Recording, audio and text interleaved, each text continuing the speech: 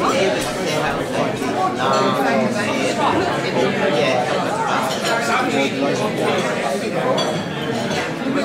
Peter Ward, he has a food store business in Nina, and he belongs to the slow food movement. So he has this fantastic shop where he sells as much locally produced produce as he can. Meats, herbs, breads, everything. But he's kind of moving on to a bigger agenda, which was what I was getting to there. Tipperary is fundamentally has always been an agricultural county. We're situated in one of the best limestone valleys in the country. Fantastic quality soil, free draining, called the Golden Vale. In Ballymaloe, of about 55 students I spoke to, 15 of them had used their valuable redundancy money. Now they could have paid off their car, paid off their mortgage, something like that, but they used their valuable redundancy money to embark upon a career in food.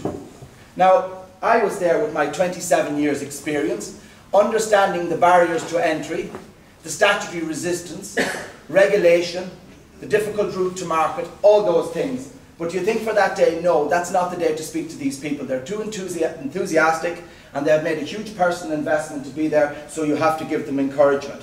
About 4 days later, I was asked by Londis, 400 retailers in Ceiluradh, challenged a response in food. And my message to them was very, very clear. The day of being developers is over. Go back to be grocers, rediscover food, and become a driver in your own local economy.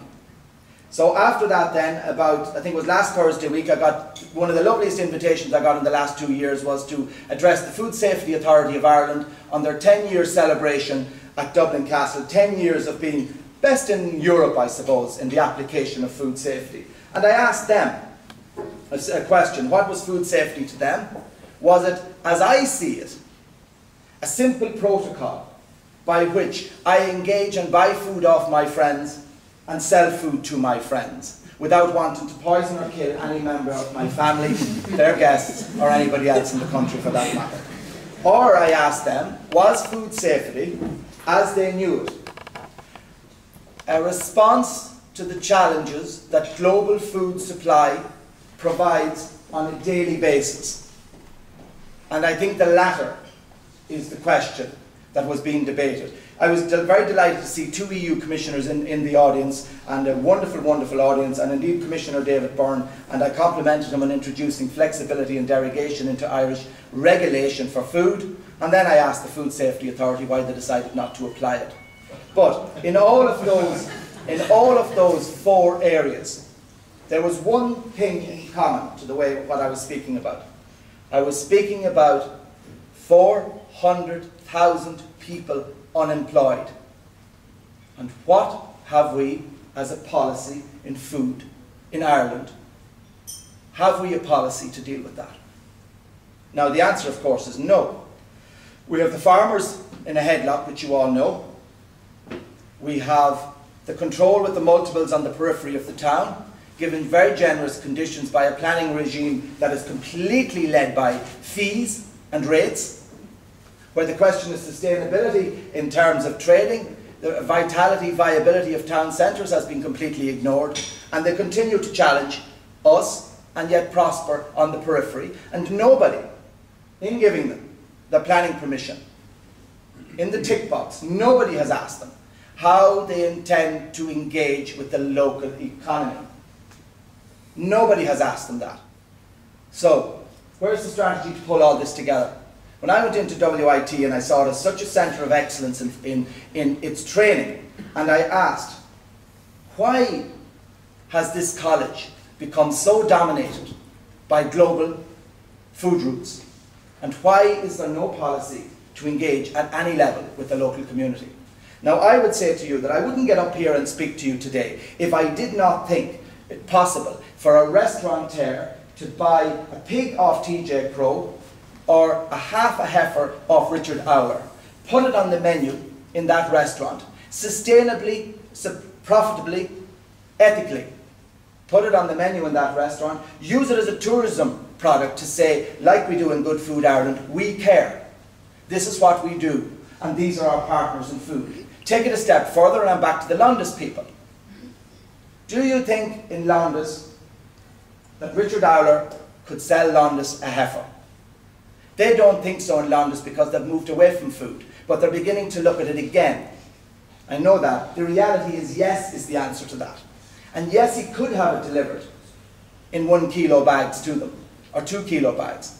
So what I'm saying to you is he could also deliver to the restaurant. I'm saying to you there is a huge need for cohesion in terms of the way we look at food. And on a final note, what I would always ask for, I would say there is a great need right across Ireland for a national strategy for the growth of local foods. Now, what do I mean by a national strategy? This is my last point, folks, in case you're getting bored.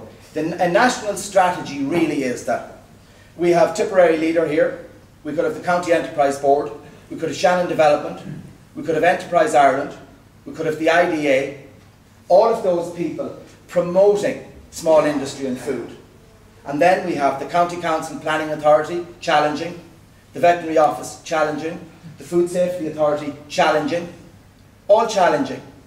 So the answer is, how the hell do we get these people to sit down and say, there is a national crisis in the industry of food, our tourists are looking for something different, we have to look differently to employ these people in rural Ireland, we must have a strategy for the growth of rural food, and all of that has to involve the county manager.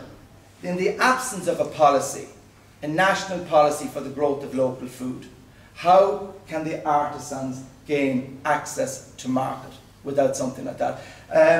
Those are all serious notes. I'm going to finish on that. I'm just going to hope that you enjoy the rest of the evening. The cider is from the contrast, as is the apple juice. Locally, that's one thing this country is good at, is growing apples and cider as well. The pigs were Tamworth and they were shoulders put on this morning at 10:20 in the shop and cooking since slowly. TJ stuffed them for me and they were beautiful, beautiful dark meat. The potatoes, Thurles Farmers Market, I think Leanne's uncle, I think, was the potatoes.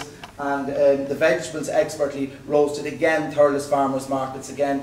Anne-Marie on the apple tarts, Nora Egan, as we said at the outset, on the black pudding, TJ on the sausages, all those sort of things. So the message is really simple. It begins and it ends at this table. Thank you very much, folks.